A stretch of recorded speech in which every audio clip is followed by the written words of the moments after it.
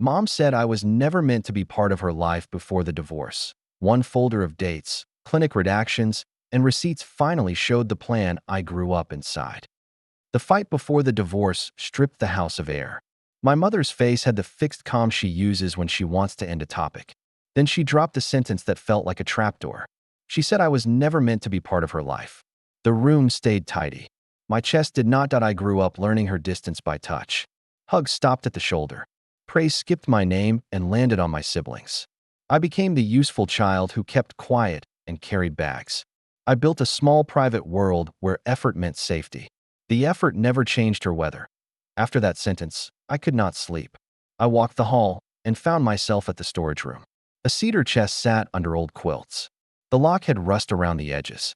My hands knew where the spare key lived in a teacup. Inside were neat stacks wrapped in ribbon. Letters tied by season. A thin notebook with a broken elastic. A shoebox with dates written in a careful hand. The smell of paper and starch pulled a timeline out of the dark. I set the notebook on the table and ran a finger over the first page. The handwriting was hers before she learned to mask it. The lines were tight, as if she wrote on a bus. The opening paragraph pressed on my ribs. It spoke about a future she planned that did not include a child. I moved to the letters. Most were friendly, full of small-town days. In between sat a thread of entries that shifted tone. She wrote about being young and afraid of making a wrong turn. She wrote about the life she imagined and the doors she thought would close forever. The shoebox felt heavier than its size. Inside were appointment cards, folded pamphlets, and a note with a clinic address. The dates matched the year before I was born. A second envelope held a page torn from a diary. The sentence on it was the match to her remark in our kitchen. I gathered the items in order on the table. Receipts on one side, letters in the middle, the notebook at the top. My name did not appear yet, but the space for it existed like a shadow on the page. The layout turned rumor into structure. Structure is the only thing that steadies my hands. I closed the chest and checked the hallway. The house had gone quiet in that way it does after storms. I packed the notebook and the letters into a plain tote and left the box where I found it. I needed to read without walls and without her eyes on my back. I sat on the floor in the spare room where the light is even. I opened the notebook again and took a breath through my teeth. The next page promised more than mood. It promised context from a time before my name existed. Context has its own kind of mercy when truth has been hungry for years. The first pages of the notebook were tight and breathless. The month headers were underlined twice, as if she wanted time to answer to her. She wrote about a career track that needed clean lines and a move to a city with glass buildings. She wrote about a ring she wasn't sure she wanted and a future that only worked if nothing unexpected arrived. The tone was not cruel. It was rigid. Midway through the notebook, the ink changed shade and the paper warped from a tear that had been pressed flat. Dates began to cluster around a clinic address that matched the slip in the shoebox. Next to each date were single words that read like commands to herself. Decide, delay, fix. The entries thinned, then jumped forward to a page with a neat line. Keep life intact. Under it, she listed steps that would contain fallout. Secrets do not look like thunder in a diary. They look like lists. I cross-checked those months against family calendars I had boxed years ago. The wall planner showed a holiday canceled without explanation. A cousin's birthday party marked as not attending. My grandparents' visit moved to the next season with a bland note about scheduling. The household had shifted around a center no one would name. Coldness, I realized, wasn't an attitude. It was a decision dated in ink. The letters told the same story from another angle. Early notes to a friend were full of bright errands. Later ones arrived thin and apologetic, sending gifts instead of time. She wrote about a future she was saving, and the cost of that saving landed on the people nearest to her. The friends' replies tried to soften the edges, offering patience and small plans that never happened. The pattern hardened until even the handwriting grew narrow. At the bottom of the shoe box, under appointment cards, I found a hospital bracelet with my mother's name and a date that lived a breath before my birth certificate. Tucked beside it lay a discharge summary with entire lines blacked out. Black bars leave shapes behind. The shape matched the month where the notebook went silent. When the pages resumed, the voice had changed. She began to write as if the life she wanted had been borrowed by someone else. I pulled the household checklist from a kitchen drawer we never fully cleared after she moved out. Grocery lists became more exact that year. Budgets grew columns for emergency and unexpected. Gift lists my mother used to overfill shrank to basic items with initials next to them. My initial appeared last, always paired with practical. Love in our house took the form of logistics. Her warmth went to the dream she was mourning that I returned to the notebook and found a page I had missed, pasted over another with yellowing tape. I lifted the edge and saw a second layer of handwriting, earlier, looser, describing a book club and a weekend by the lake. The tape line was a seam between lives. She had covered one plan with another and asked the top layer to behave as if the bottom didn't exist. No one can hold that forever without something slipping. Near the end, the unfinished journal started addressing a future reader without naming them. She wrote about a child who needed order and a mother who would provide function until feeling returned. Feeling never returned. Function became the structure of my childhood. Church arts, report cards, duty as currency. It wasn't that she didn't notice me. She managed me like an obligation that proved she hadn't lost control. In the back pocket of the notebook, I found a folded note in my grandmother's hand. The ink had bled into the fibers, but the words kept their shape. It was short and written in the calm tone of someone who has carried fires across rooms. It said there would come a day when truth belonged to me and not to a kitchen fight. It named a cedar chest and a key and a promise that mercy lives in context, not in shouting. It also mentioned an envelope she kept elsewhere, for when the last lock needs a witness. I sat with the papers spread like a map. The year she chose distance had coordinates and props. The lists explained the tone of our house. The bracelet explained the gap in her voice. The letter explained why she never told me, and why it wasn't mine to fix as a child. I understood more than I wanted, and less than I needed. The note's last line pointed to a place I had not searched, the false bottom of the cedar chest. It named a seam and a notch near the hinge. My mother had hidden her story in layers. My grandmother had hidden the tool to open them. The cedar chest had a seam I had never noticed. The grain shifted near the hinge like a river split by a rock. I pressed along the edge until a panel lifted with a dry sigh. The smell of cedar rose sharp and clean, the way closets used to smell before we filled them with plastic. Inside lay a flat envelope wrapped in a handkerchief. The cloth carried a faint scent of starch and old soap. The handwriting on the flap was my grandmother's, even and steady. Under it, a thin stack of papers rested like pressed leaves. Each sheet had weight without thickness, the kind of weight that comes from consequence. The first page was a letter in calm sentences that never reached for drama. It named the season my mother's voice went small and her lists grew long. It described a young woman clinging to the outline of a life she had drawn too tight. It asked anyone who read it to hold two truths at once. That care can be real and warmth can still be missing. Behind the letter sat a note from a clinic with whole lines blacked out. The redactions formed clean blocks that did not hide everything. Dates remained. A name remained. A signature at the bottom remained. The shape of the page matched the months where my mother's journal broke and restarted with rigid goals. The paper did not accuse. It explained the size of a silence. There were receipts for rent paid ahead, groceries bought in bulk, and a small transfer that kept the lights steady through winter. Function had been built like scaffolding around a fracture no one marked in ink. I recognized the rhythm. It was the rhythm of my childhood. Chores aligned. Meals on time. Birthdays practical. Praise saved for outcomes. Not effort. That a folded card listed house rules in my mother's hand from the year I started school. The rules were precise. Bedtime. Homework spot. Quiet hours. A column labeled Notes replaced smiley faces with check marks. I could feel how she had tried to hold the world still by lining it up. Love looked like a chart when feeling refused to arrive on cue. I thought about the moments that had cut me as a kid and saw the structure underneath them. The way she straightened a ribbon instead of hugging me before a recital. The way she fixed the schedule when I wanted a slow morning.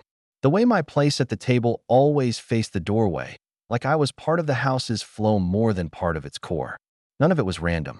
It was a plan made by a person who could not risk softness. At the bottom of the compartment lay a small index, handwritten by my grandmother.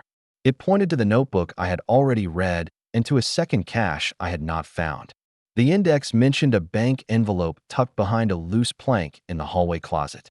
It said that envelope held the last thing my mother could not say out loud and should only be opened. When I understood that distance had been chosen long before I could have, caused it that I placed the letter and the receipts on the floor in a clean sequence. The cedar chest, the clinic page, the rules, the index. The story of our house shifted from cold mother to rigid survivor in a single spread. Understanding did not heal the old ache, but it moved it from my skin to the map on the carpet. Maps are easier to carry than blame. Light thinned across the room and turned the handkerchief's edge to a sliver of gold. The loose plank in the closet waited a few steps away like a line drawn on the floor. My grandmother's index felt like a hand on my shoulder telling me to look once, breathe twice, and open carefully. I put the envelope back into its cloth and closed the compartment as if the wood could feel relief that I stood in the closet doorway and found the notch without effort. The plank shifted under my fingers and revealed a bank sleeve with my initials in pencil. Every part of the house had been holding a piece of this weight for years. I slid the sleeve free and felt the pull of the next reveal settle in my wrist. The sleeve was thin and heavy at once, the way a key feels before it finds the lock it was made for. The paper inside had the cool of a drawer that never sees sun. My initials in pencil looked childish against a bank logo. Whoever labeled it meant for me to reach this point only after the map had steadied my hands. The first sheet was a notarized statement in my grandmother's even hand. It said a date, a clinic name, and the phrase medical intervention considered, not completed, written with the care of someone choosing each word like a tile. It noted a follow-up that confirmed a life would continue and that the family would secure housing, utilities, and food while emotions caught up. It asked the future reader to remember that duty can be love when warmth is out of reach. Behind it sat a counseling summary typed on onion skin, recommending grief sessions for unresolved ambivalence and attachment strain. A line at the bottom recorded missed appointments. The dates overlapped with the months when my mother's list grew rigid and her praise thinned to nothing. The paper did not make excuses. It drew the outline of a choice and the shadow that followed us home. There were stamped receipts for prepaying rent, a grocery ledger with bulk staples circled, and a winter utilities deposit that matched the month my childhood photos turned from parks to kitchens. Function had been purchased in advance to replace feeling on back order. I recognized the texture of those years in the way the numbers hugged the margins. Tight, precise, unyielding that a small photo slid out and stopped my breath. My mother stood on a sidewalk in a city that had not yet learned her face, hair pinned like she had run out of time, eyes fixed on a middle distance where plans usually live. The back carried a date 2 weeks before the journal went silent. The image explained why she later lined our house like a ledger. When your interior breaks, you shore up the exterior and pray the roof holds to at the bottom of the sleeve waited a folded instruction written to me without using my name. It said that if I ever felt like the odd object in a tidy room, I should know the room was built to keep air moving when hearts could not.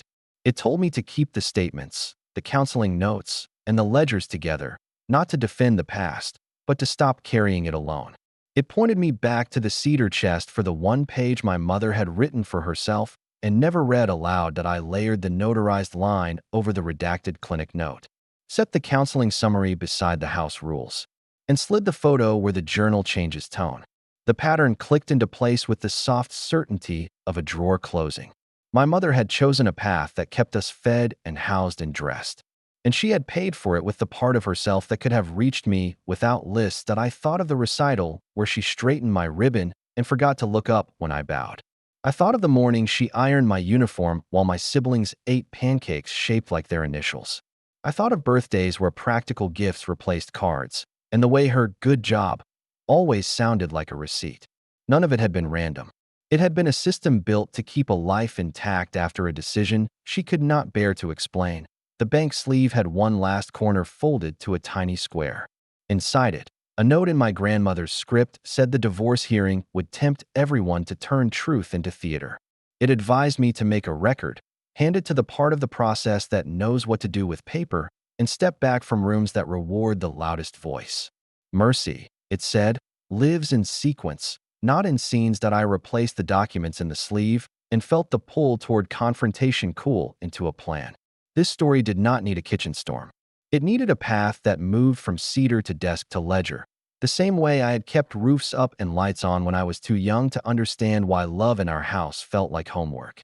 The next step was clear and terrifying in equal measure. I cleared the dining table and built a simple stack that could stand on its own. The notarized statement sat first, face up, date aligned, seal visible. The counseling summary followed, clipped to the months where my mother's journal went thin. The housing and utility receipts formed a spine of ordinary survival. The photo of my mother on that city sidewalk rested where the tone of our house changed from warm to rigid. The index from my grandmother tied the pieces to places in the home so no one could say they arrived from nowhere. I added a cover sheet with 3 lines in plain language. Medical intervention considered, not completed. Support arranged to secure housing and food. Attachment strain documented. Treatment advised, not pursued. No sharp words, no blame, only a path from decision to daily life. Paper calms storms when it refuses to shout. Each item received a small label in the same corner. Source, date, relation. I printed a 1-page timeline with months in a narrow column and notes in short phrases. Journal shifts. Clinic redactions. Prepaid rent. Rules posted. School started. Context, not excuse. The layout let a tired eye land and understand without help from me that I made 3 identical copies and kept the originals in a folder with a rigid back. One copy went into a sealed envelope for my attorney with a note that said context packet, chain of custody to follow. A second copy went into a document pouch labeled for the court clerk. The third copy waited in a plain sleeve for a mediator who might understand that some truths are safest when the room is quiet. Chain of custody mattered. I took photos of each set beside a clock and a neutral item, then exported a small log from the printer that captured file names and times. Receipts for certification, copies, and postage slid into a side pocket. A record of a record is dull to read and hard to argue with. Dull is what I wanted. I rehearsed the path in my head until it felt like muscle. Clerk window, file stamp, receipt. Attorney drop-off, intake scan, acknowledgement email. Mediator office, front desk log, card with a date. No corners, no kitchen scenes, no sudden choices. Rails only, set in daylight, under names and seals that live longer than feelings that I thought about my siblings and the way warmth had flowed toward them without asking. I wrote a 4th line on the cover sheet for myself. Distance predated me and followed a plan. Saying it on paper took the heat out of the words. Heat had burned enough rooms in our house. The packet would not add to the fire. The copy center, I asked for simple black clips and no plastic covers. Clean edges read as credible. The clerk stamped the back of each set with a tiny mark that could be seen under a lamp if anyone claimed a page had been added. I mailed nothing. I held everything in a tote and moved it by hand. Sometimes care is a body walking slowly in the right direction. The courthouse smelled like toner and old carpet. I filed the packet with the clerk and watched the stamp hit the top page. The seal left a raised ring under my thumb. A number joined the file, small and permanent. The packet did not depend on me anymore. It had entered a system that turns paper into record. My attorney scanned her set and sent a short confirmation without adjectives. The mediator's desk logged mine and gave me a card with a date. I walked back to the car lighter by the weight of a folder and heavier by the weight of a choice kept steady. If someone tried to turn truth into theater, they would meet a chain that did not care for applause. Home, I placed the originals back in the cedar chest. Under the handkerchief, inside the scent of wood that had held secrets without warping. I closed the lid and let my hand rest on it until my breath matched the slow leak of cedar into the room. The fight in our kitchen had thrown a sentence like a stone. The folder had turned that stone into a step. The first reaction came from silence turning careful. Emails that once sounded confident shifted to administrative tones. Deadlines replaced adjectives. Attachments replaced opinions. The context packet had made rooms choose rails over noise. Rails are easier to defend than stories. The court portal updated with a notice that both parties had filed supplemental materials. My file number sat beside a brief line about third-party documentation received. The mediator's calendar showed a longer slot than usual. Extra minutes mean fewer chances to spin home. The family group chat went flat. My siblings posted weather and photos of pets. No one asked for sides. When people sense a spine beneath paper, they stop carrying rumors by hand. I took a screenshot of the quiet and saved it next to the stamped copies. Absences tell a story too. My attorney forwarded the intake note from the clerk with the seal code visible. The code tied my packet to the day and the room. If a page vanished, the code would say so. I felt the kind of calm that happens when the floor stays still under your shoes. My father's messages arrived through counsel and read like forms. He used phrases that sit in manuals. His timeline shortened to fit what could be verified. The grand story shrank into dates and bills and choices bracketed by receipts. Paper had cut the costume to the cloth. The mediator sent a short request for any additional context on attachment strain noted in the counseling summary. I pulled 3 pages from the journal where chores became rules and rules became a blueprint. I added the house rules card from the cedar chest and a brief index linking each item to a year on the timeline. No adjectives. Only sequenced. A scanned image of the official program from the wedding appeared in the portal file as an exhibit in a different matter. 2 lines in the acknowledgments sat side by side without commentary. Accuracy finds friends in unexpected folders. I filed the image with the rest. Patterns appreciate company. The week before the hearing, the mediator posted ground rules. Each side would speak to the record, not to the room. No statements about character. Only events tethered to documents. The rules had always existed. Now they would be used. Systems forget themselves until paper wakes them. I walked the old hallway and paused at the closet with the loose plank. The bank sleeve slept where I had returned it. The cedar chest held its scent. I left both closed. Nothing new was needed. The habit of searching calmed, replaced by the harder habit of trusting what had already been set. My siblings sent 2 short notes within minutes of each other. One asked if I needed a ride. The other sent a photo of a thermos and a folded sweater. No speeches, no verdicts, just logistics. Function had raised me. Now Function sat beside me on purpose. I took the sweater and the thermos and said nothing back. On the morning of the pre-hearing conference, I placed a thin copy of the index in my bag and left the binder at home. The goal was not to win a scene. It was to keep the sequence intact from door to desk to seal. If heat flared, I would let it pass above my head and speak only in lines that matched ledger ink. The lobby smelled like toner again. The clerk took my name and pointed me to a bench that faces a window instead of a wall. Light steadies people. I watched the reflection of the room instead of the faces in it. The packet had already walked farther than I could. When my case number blinked on the screen, I stood with the simple weight of a toad on my shoulder and the steady thought that brought me here.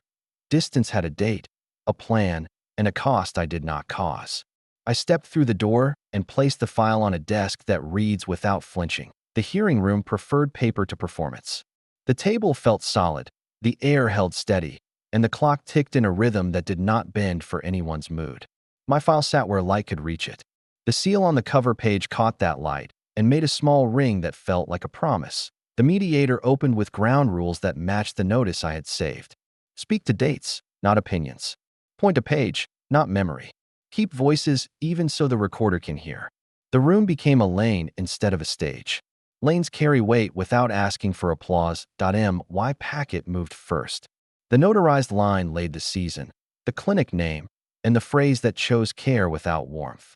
The counseling note traced attachment strain in calm language. The house receipts stacked into a bridge that carried us through the winter where photographs turned from parks to kitchens.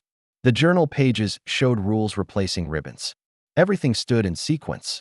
Sequence does not waver when eyes rise. His counsel tried to stretch the story wider than the ledger. The stretch met the seal code and shrank back to size. A claim about my character lost its footing against a month-by-month list that did not change with tone. A suggestion that I had invented the cold meta-schedule of missed sessions and a letter that asked for help which never came. The packet did not scold. It kept placing stones where rivers usually rush. The mediator asked for 1 page at a time and slid each across the table with a fingertip. The photo of my mother on the city sidewalk reached the center and stilled the air. Plans had a face now, and that face explained a house built like scaffolding. You could feel the room realize that distance can be a structure and not a verdict on a child. When it was his turn again, the narrative compressed into what could wear a date and a stamp. The grand story about me being the source of every storm became letters from banks and a ledger that showed I had paid to keep the roof when grand gestures ran thin. The room learned that loud stories are light on paper. The recorder learned nothing new. It does not learn. It only keeps. Then the sentence arrived that changed the balance. It was short, and came from the mediator after a long. Look at the counseling note and the journal page with provide. Function until feeling returns. The sentence said the court would not place blame for a parent's frost on the child who learned to walk on ice. It said the record acknowledged duty performed in place of affection and would adjust expectations accordingly. It was not comfort. It was calibration. The father's shoulders settled into a posture that looked like a suit with the padding removed. The room did not reward the look. It rewarded the line that protects a person who has carried without credit. My attorney wrote one word on her pad and stopped. There was nothing to add to a sentence that tight. The mediator closed with instructions that turned story into maintenance. No contact framed as debate about the past. No claims without attachments. A communication channel limited to logistics and dates. The rules were dull on purpose. Dull keeps families from tearing when everyone is tired. As we gathered papers, the clerk stamped a copy of the index and handed it back to me. The raised ring on that stamp matched the one on my cover page. 2 circles, same pressure, different days. The file returned to my bag lighter than when I carried it in. The heaviness had moved to the part of the system built to hold it. Outside the room, the hallway sounded like any office at the end of a long morning. Phones rang, shoes clicked, a printer fed a tray. I stood by a window and watched my reflection hold still in the glass. The sentence from the table hung in the air behind my shoulder like a shelf finally installed where it should have always been. The new rules turned noise into schedules. Messages that once came like weather now arrived as small blocks with dates and tasks. Pickups, drop-offs, forms to sign. Each line wore a subject and a time. The air around me lost its static. Rooms that had been built for drama learned to seat paperwork instead. Attempts to bend the rails still appeared in corners. A long paragraph hid inside a calendar invite. A file arrived with no title and too much opinion. Each one met the same filter. Attach what you claim or let the claim dissolve. The filter was not an app. It was a habit. I saved only what came with a stamp, a receipt, or a line that matched the index. My mother's presence shifted from weather to outline. She moved within the lanes set by the order, answering to logistics and leaving the rest untouched. The distance that had always lived between us became visible in a way that did not hurt to look at. You can mourn an absence more honestly when the room stops pretending it is anything else. I kept a short log that fit on one page. Date. Contact type. Attach proof. No color, no names for moods. Just tracks across a week that now had less tilt. Where the line tried to wander, I drew it back with the same 3 words. Point to document. The phrase has no charge. It simply keeps maps from becoming storms. My siblings adjusted, like people learning to place weight on a healed ankle. They brought meals without speeches and sent screenshots when a process confused them. Our group thread turned into a board of errands and small kindness.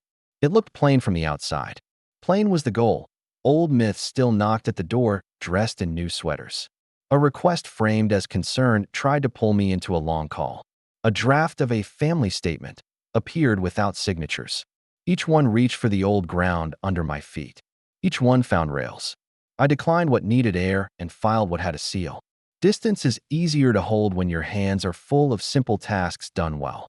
At night, I sometimes open the cedar chest just to breathe the wood and remember that houses hold stories without taking sides. The handkerchief lay where I had placed it. The photo of my mother on that sidewalk still held its quiet middle distance.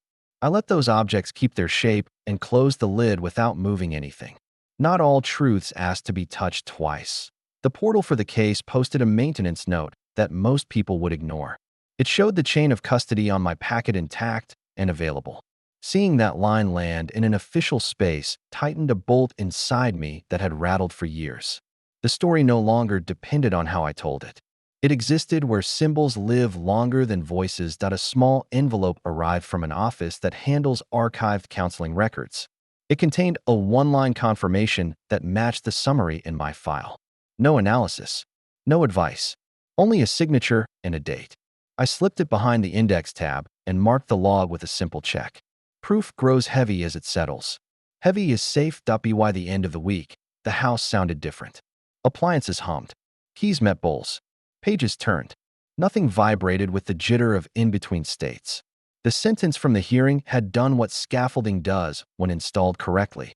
It took the load off the part of the structure that was never designed to carry it. I fell asleep early with the tote by the door and the log on the counter. The next phase would not be a scene. It would be a passage, a family event with chairs and names, a program that chooses accuracy over comfort, and a moment where paper meets eyes that once looked past it. Rails would take us there. My work was to keep them clear. The family event opened in a hall that smelled like waxed floors and coffee. Programs waited on a table by the door. Inside each, a short section named the people who raised and steadied. 2 lines sat there in the same type, quiet and exact. No titles, no edits.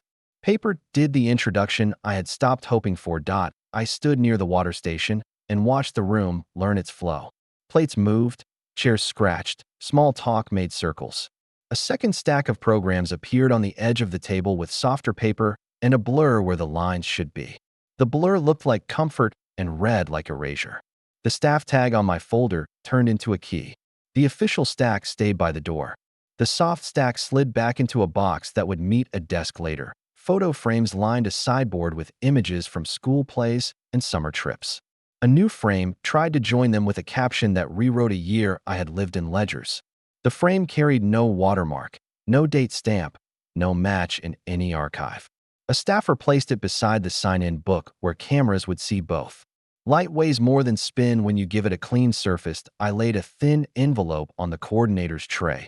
A copy of the index, the certification line, and the 1-page confirmation from the archive office. No speeches, no request for space. Documents travel farther when they don't ask for a microphone. The tray emptied into a folder that keeps event materials honest. Honesty looks like plain paper under a clip. The old version of the story tried one last angle. A toast draft surfaced with phrases that smoothed over years by calling them phases. The draft reached the podium and met a typed set with initials at the bottom. The typed set matched the program. The draft turned into a keepsake with no place to land. Some words look better in a drawer than on a room. A cousin snapped photos at the entry table. The lens caught the 2-line program first, then the sign-in book, then the watermarks at the page edges. Later, those photos would sit on a shared drive with timestamps and location tags. Accidental proof is the best kind. It expects nothing and stands anyway. I walked the perimeter with the calm step I had learned in court hallways. Small details confirmed the rails held. Badges scanned at the service door. The coordinator checked off vendors with a pen that did not squeak. A quiet printer in the back room hummed with a log that records names for every page it makes. The hum sounded like safetied my table. The ribbon from the ceremony months ago had found a place around a jar of flowers. The knot faced outward like a sign that did not wave. I touched the glass and felt the cool of ordinary things. Ordinary is the prize when rooms stop chasing fog. Midway through the event, the coordinator's folder picked up a new entry. It logged the soft stack programs as removed and retained. A note in the margin linked them to the attempt record from the wedding. The loop had closed without me lifting more than a finger. Systems remember when you teach them once and give them a PEN that AS people began to leave. The official programs left with them tucked into bags and jacket pockets. The 2 lines traveled into cars and living rooms where stories usually grow taller. This time the paper would shrink them to scale. I did not need to follow. The copies already knew their route to the end. The hall looked like a room after a storm passes. Clear air, chairs straightened, floor clean. I picked up the ribbon jar and let my hand rest on the glass until my pulse matched the room. The day had held its shape against old habits. The next step would not be about defense. It would be about ownership. Closure did not arrive with trumpets. It arrived as a room that stayed ordinary after everyone left. The programs with 2 lines sat in a neat stack on the coordinator's desk waiting for recycling. The attempt folder closed with its slow hinge and joined the shelf where records sleep. I carried the jar with the ribbon to the car and felt how light can weigh more than noise when it belongs exactly where it is. The tea home, I took the cedar chest key from the teacup and opened the lid without ceremony. The handkerchief still covered the originals. The bank sleeve still held its careful sequence. I slid the certified copy of the counseling confirmation behind the index tab and wrote a single date on a small card. The day the rails held. The chest breathed cedar and quiet like it had been built to hold the temperature of truth. I set a slim envelope on my desk for a future I could not predict. Inside went the index, the notarized line in duplicate, and the first paragraph of my grandmother's letter in her even hand. The envelope was small enough to hide in a book and strong enough to survive 15 moves. It did not beg to be opened. It waited the way sturdy things wait, ready to be useful when called and invisible the rest of the time. Daily life resumed in the kind of rhythm that keeps roofs up. Bills paid on time. Meals that taste like care without needing to be named. Messages answered with dates and yes or no. I stopped writing myself into corners I did not build. The sentence from the hearing faded from words into posture. My spine learned it. My calendar learned it. My house learned it. When memories rose like steam, I placed them beside the map instead of on my chest. The recital ribbon straightened itself into a rule. The stiff breakfast shrank into columns labeled emergency and unexpected. The cool birthdays lined up with ledgers that kept winter warm. Nothing disappeared. Everything found its shelf. Shelves are not cold when you build them on purpose. That a small package arrived from the venue archivist weeks later. A flash drive with the official program and a scan of the acknowledgement page stamped received. No flourish, only a log line and a date. I saved it to the drive that holds my legal copies and wrote down the location in a notebook I keep for where things live. Knowing where truth is stored keeps hands from reaching for throats. That I stood once in the hallway by the loose plank and touched the wood where the bank sleeve had slept. The house did not hum with secrets anymore. It hummed with refrigeration and laundry and other quiet machines that promised normal days. I understood then that I had not won anything. I had just refused to lose the shape of my life to rooms that mistake volume for proof. That on a Sunday morning, I walked a stack of papers to a shred bin. Drafts that had done their job. Extra copies that could become clutter. A few lists with heat trapped in the margins. The original stayed in the chest. The certified stayed in the file. What remained in my hands was a thin card with 3 words my grandmother had chosen well: mercy in sequence.